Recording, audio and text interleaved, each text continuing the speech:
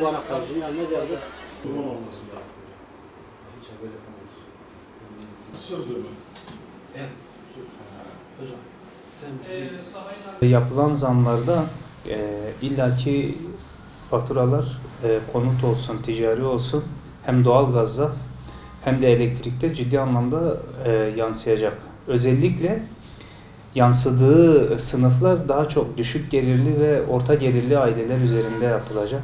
Maalesef yaklaşık %25 enerji fiyatlarına zam geldiği için bu illaki konutlara %30 bandında bir zam olarak yansıyacaktır.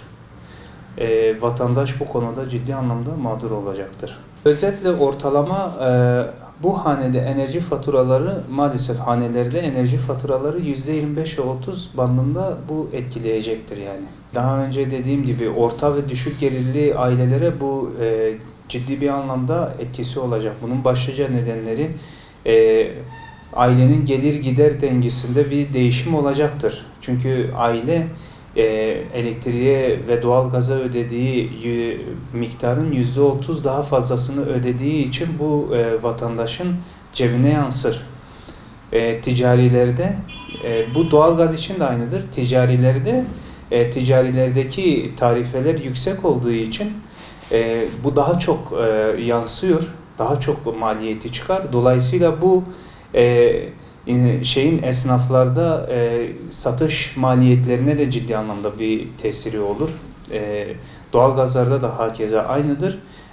Bu genel anlamda faturaların yüksek olması hem şeyler için düşük gelirli, orta gelirli aileler için hem de esnaflar için illaki bir artış söz konusu olduğu için etkilenmesi olacaktır yani. Sonuç olarak yani bu enflasyona da ciddi anlamda etkisi olacak yani. Enflasyon artışına sebep olur bunlar.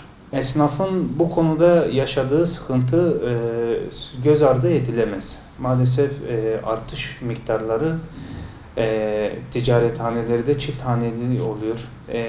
Onların hem elektrikte doğalgazda olsun onların meskene göre daha farklıdır tarifeleri. Dolayısıyla bu tarife farklarından dolayı esnaf bu mağduriyetini satışlarında illaki yansıtacaktır. Bu genel anlamda bakıldığı zaman vatandaşa da ve topluma da olumsuz bir yönde etki edecektir yani. Zincirleme tarzında enflasyon baskısını oluşturacaktır yani. Enerjide Türkiye malum ciddi anlamda dışa bağlıdır. Enerji için de dışa bağlılıklar, döviz kur farkı buna çok etki eder. Yani bu desteklerin azalması olması, mesela küresel enerji fiyatlarının bu anlamda ciddi bir etkisi olur yani.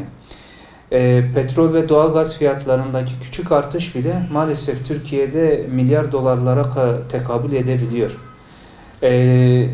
Bu ne demektir? Türkiye için de ek yük demektir. Dolayısıyla bunun artışı ülkeyi de etkiler maalesef. Bunun yanında dolar kurunun yüksek olması. Çünkü dışarıdan alınan enerji fiyatları maalesef dolar üzerinden geldiği için, dışa bağımlılıktan dolayı geldiği için bu ciddi anlamda yük oluşturur. Dolayısıyla bu açıdan da enerji piyasaları destekleme kurumu da buna göre de fiyat artışları yapıyor. Bu böyle olması durumunda maalesef olumsuz yönde toplum yani ülke bazında etkilenme söz konusu oluyor. Önümüzdeki süreçte fiyat artışlarının olması bekleniyor. Çünkü şu anki malum bir savaş ortamında duruyoruz. Savaştan dolayı bu etkileyebiliyor. Küresel enerji fiyatları, Türkiye'deki döviz fiyatları, ondan sonra enerji maliyetlerinin bütçe üzerindeki yükü artarsa kademeli olarak artışlar artıyor. Uzmanlara göre, yapılan araştırmalara göre bu artış enflasyon için belirleyici bir unsurdur.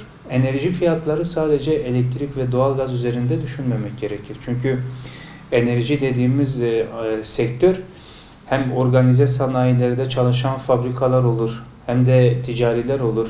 Onlardaki ufak bir yük artışı ülke bazında üreticiyi etkilediği zaman bu sefer maliyet artışlarına girer.